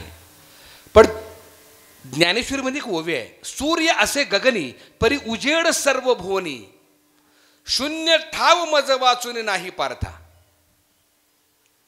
सूर्य गगनात आहे म्हणजे तो वेगळा आहे, परी उजेड सर्व भुवनी, किरण रूपानं तो पृथ्वीवर प्रत्येक ठिकाणी आहे का नाही? तसा व्यक्त आणि अव्यक्त अंतर असे. देव आणि देवांचा देव. इथं बसले सगळे देवरूपच आहेत का नाहीत? देवळातलाही देव आहे, मंदिर रूपाने तोच आहे, इथं बसलेल्या रूपाने तोच आहे. पण देवांचा देव कोण आहे? ही जी देव आहेत, जी देव त्याच्या जीवावर उड्या मारतायत ना, तो देव वेगळा आहे. देखिला माये देवांचा अद्वैत भक्ती सांगतोय. सूत्रधरी बाहुली नाचवी सभे भितरी, परी त्या बाहुलीची दोरी कळून देत असे. तैसा मी सूत्राते धरुणी माझी माया खेळवी जिवा लागुनी, मी वेगळा विंदानी परिसूत्र न सोडी. अर्थ कळला का? थोडक्यात सांगतो. ज्ञानोबा यांची दृष्टी ही विवेकी आहे. विवेकी दृष्टी म्हणजे नेमकं काय? मगाशी सांगितलं मी, अर्जुन हा विवेकी होता म्हणून मागताना फक्त देवाला मागितला. तसं देवांचा देव पाहण्याचं सामर्थ्य हा विवेकी ज्ञानोबा यांच्याकडे आहे. थोडक्यात एक उदाहरण देतो. एकानं काय केलं, बाजारात गेला आणि काय झालं,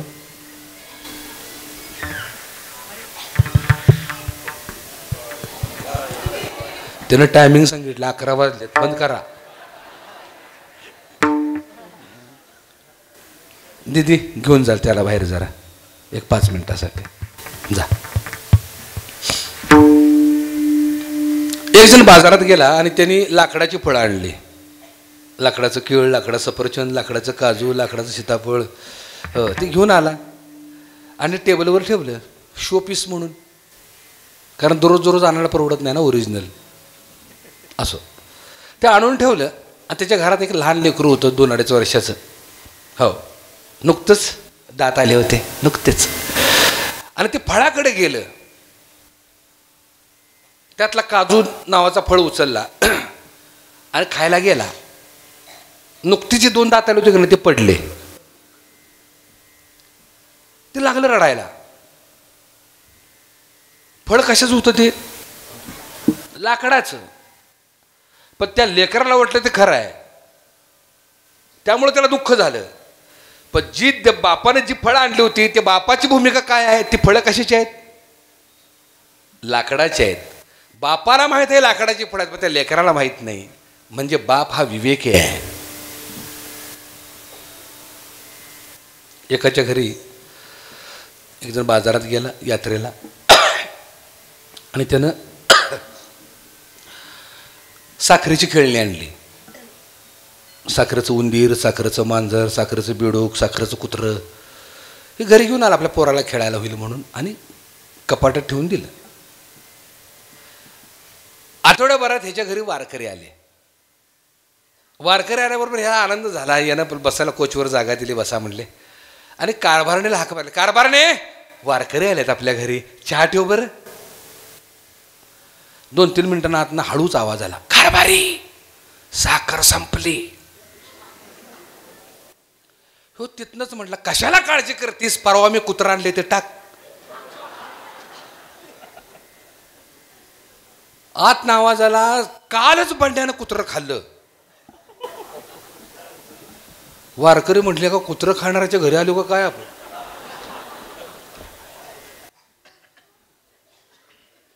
तो म्हणला मग नको काळजी करूस, मांजर टाक. ते म्हणले आजच चिंगीनं मांजर बी खाल्लं.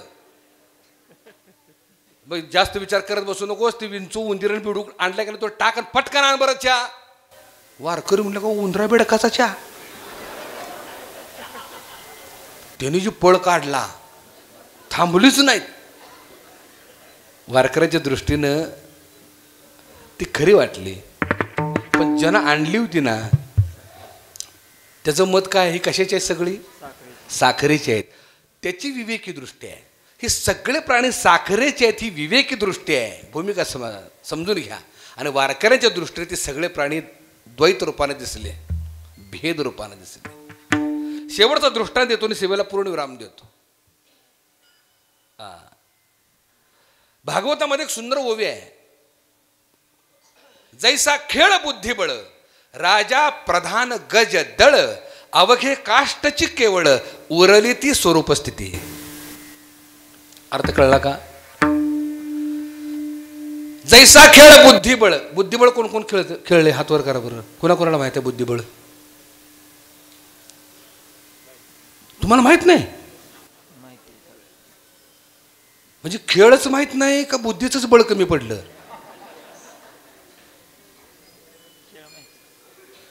सांगतो बुद्धिबळ कसं असते बघा. 8 64 घरं असतात काळे पांढरे मिळून, बरोबर आहे. हो, आणि अलीकडं प्यादे असतं, म्हणजे ती सगळे असतात. जैसा खेळ बुद्धिबळ राजा प्रधान गजदळ, नाही का. राजा असतो, वजीर असतो, हत्ती असतो, उंट असतो, घोडा असतो. हे सगळी मागच्या लाईनला असतात आणि पुढच्या लाईनला प्यादे असतात, बरोबर आहे ना. हो, हत्तीची चाल कशी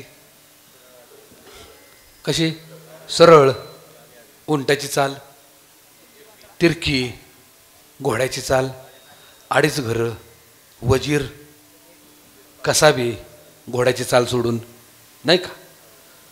ह्या खेळातल्या चालणे ह्या तुमच्या आमच्या चाली आहेत. आपण लय चालीच आहे. आणि बुद्धिबळाचा खेळ जास्त चालतो कुठं माहिती आहे का? राजकारणात. कुट्टा अडवायचा, कशी जिरवायची, कसा पाणी पाजायचा. हो. आणि खरं सांगा, बुद्धिबळाच्या खेळामध्ये राजा कधी मरतो का? राजा कधीच मरत नाही. चेकमेट होतो पण मरत नाही. मरतो कोण माहित आहे का? राजावर मारायचा प्रसंग आला की प्याद्याला पुढं. प्याद्यानं कळलं का?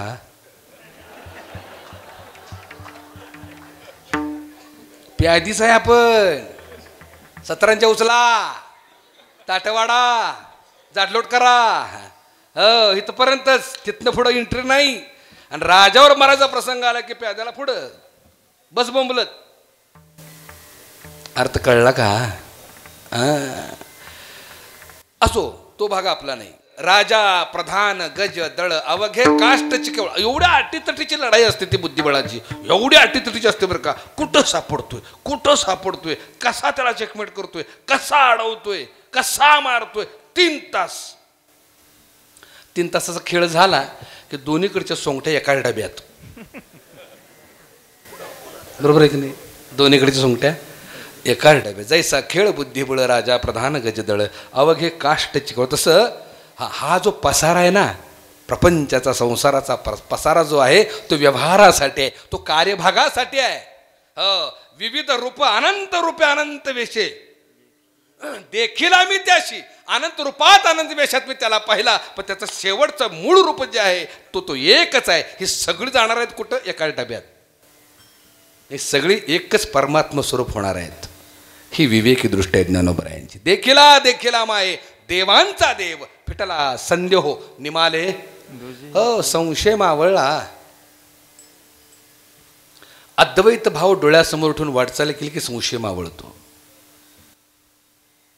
अनंत रूपे अनंत वेशी देखिला मी त्यासी. बाप रखुमा देवीवरू खुण बाणली कैसी. देखिला देखिला माये देवांचा देव विठला संदेह निमाले. दुजे पण विठोबा रखुमाई. जय जय विठोबा रखुमाई.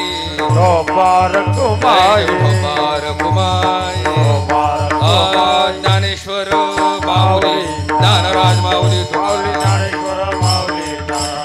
महाराज ज्ञानेश्वर माऊली, ज्ञानराज माऊली. थोडा हार्मोनियम द्या, हार्मोनियम द्या, तानपुरा द्या. रे न दे रे न न न the ray ray the. Effect थोडासा.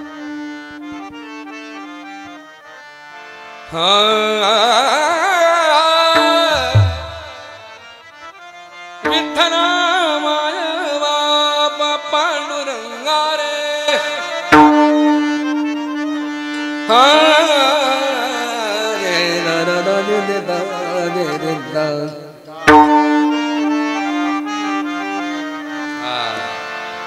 आमच्या दादांसाठी जोरदार टाळे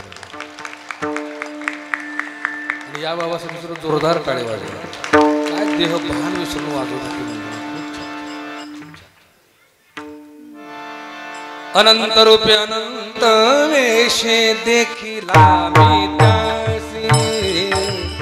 अनंत रूपे अनंत वेशे देखिला मी त्यासी. अनंत रूपे अनंत वेशे देखिले व्यातासी. अनंत रूपे अनंत वेशे देखिले व्यातासी. अनंत रूपे अनंत वेशे देखिला मी त्यासी. अनंत रूपे अनंत वेशे देखिला मी त्यासी. अनंत रूपे अनंत वेशे देखिले व्यातासी.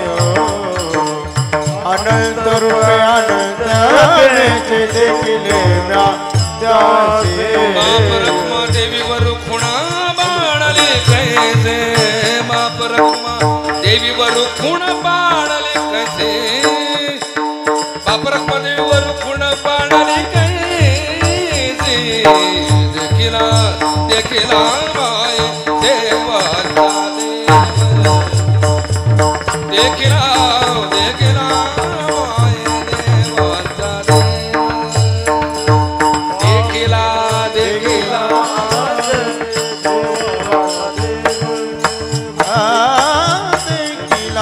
देखिला माय देवाचा देव विठ्ठला संजय होणे माले तुझे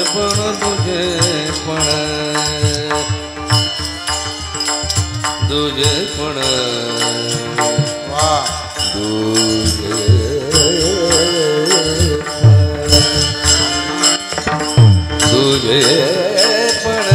पण रे तुझे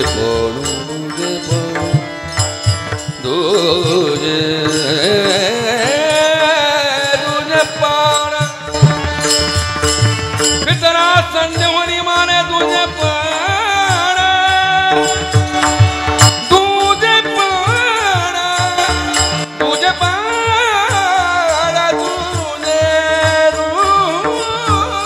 तुझे तुझे पण पितरा संजवनी माने तुझे पण पितरा संजवनी माने तुझे पण तुझे पण तुझे पण तुझे पण तुझे तुझे पण विठ्ठला संजय होनी माने तुझे पण तुझे पण तुझे तुझे पण विठ्ठला संजय होनी माने तुझे पण विठ्ठला संजय होनी माने तुझे पण विठ्ठला संजय होनी माने तुझे पण देखिला देखिला माने देवाचा देव देखिला देखिला माने देवाचा देव देवाचा देव. सद्गुरू जनार्दन महाराज वसंत गडकर माझे सद्गुरू यांच्या चरणी अर्पण करतो. या ठिकाणी सेवेला पूर्ण विराम देतो. विठ्ठल जय जय विठ्ठल जय विठ्ठल जय जय विठ्ठल बोलिलेले गुरुवे देवा राजमा पराज महाराज नाही उत्तरा दे गारम्या पराजमा पराज महाराज तुम्ही तिथं नैराणे राजमा पराज महाराज देव तुकाराम देव तुकाराम तुकाराम तुकाराम तुकाराम कुंडलिकावर धारी विठ्ठल श्री ज्ञानदेव तुकाराम आपापल्या जागेवर बसून घटाळ करी. 2 मिनिटं सूचना होईपर्यंत कोणी उठू नका. भगवंताच्या कृपेने साधुसंतांच्या आशीर्वादाने आजचा दुसरा दिवस सुद्धा मोठ्या आनंदामध्ये पार पडलेला आहे.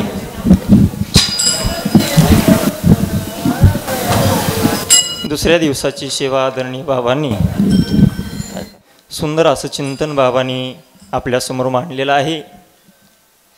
आपण आजपर्यंत भगवान श्रीकृष्णाने आपल्याला गीता अर्जुनाला सांगितली ही माहिती आहे, परंतु आज बाबांनी गीतेचं अध्यात्म त्यातला गाभा काय आहे भगवान श्रीकृष्णानं गीता सांगितली आणि बाळकृष्ण महाराजांनी आपल्याला त्याचं अध्यात्म सांगितलं, सार सांगितलं. अतिशय सुंदर अशी असणं त्या ठिकाणी बाबाची सेवा झालेली आहे. गायन तितकंच तयारीचं सर्व श्रोते मंडळी मंत्रमुग्ध करून सोडले आणि कीर्तनाची उंची फार उंचीवर नेली. त्याबद्दल संस्थांच्या वतीनं आदरणीय बाबांचं हार्दिक हार्दिक ऋण व्यक्त करतो. परत परत आमच्या संस्थानला यावं ही महाराजांच्या वतीनं विनंती. नित्यनियमाचे कार्यक्रम नियमानुसार चालू राहतील. उद्याचं प्रवचन आजचे प्रवचनकार होते श्री हरिभक्तीपरायण बाळकृष्णदादा आपलं कल्याण महाराज जगताप आळंदी यांचं आजचं प्रवचन झालेलं आहे. सुंदर प्रवचन केलं, त्यांचंसुद्धा हार्दिक हार्दिक आभार. उद्याचे प्रवचनकार आहेत श्री हरिभक्तीपरायण साहेबराव महाराज दांडगे रायरा बानेगाव यांचं उद्या 4 ते 5 या वेळेमध्ये प्रवचन होईल. आणि उद्याचं हरिकीर्तन श्री हरिभक्तीपरायण प्राध्यापक नानासाहेब महाराज कदम रामायणाचार्य बंकट स्वामी संस्थान निनगूर यांचं अतिशय सुंदर असं त्यांचं सुद्धा कीर्तन होणार आहे. त्याही कीर्तन श्रवणाचा सर्वांनी लाभ घ्यावा ही सर्वांना विनंती. आजचा हरिजागर, गिरवली, चांदवड आणि कांबी तसेच समस्त भजनी मंडळी यांचा या ठिकाणी भजनाचा कार्यक्रम होईल. आजचे अन्नदाते याप्रमाणे होते. सुनीता चंद्रकांत जगताप बीड यांचा आज दिवसभराचा अन्नदान झालेला आहे. आणि उद्याचे अन्नदाते श्री भाऊसाहेब निर्मळ मानवत यांचं उद्याचं दिवसभराचं अन्नदान होईल. त्यांनी त्यांच्या तयारीमध्ये राहायचं आहे. आलेल्या पाहुणे मंडळींनी चहा पिल्याशिवाय कुणी जायचं नाही. राहिलेले जर कुणी जेवणाचे राहिले असतील तर त्यांनी भोजन करून घ्यावं ही सर्वांना विनंती. पुंडलिक वरदा हरी विठ्ठल. श्री ज्ञानदेव तुकाराम. अवधूत चिंतन श्री गुरुदेव.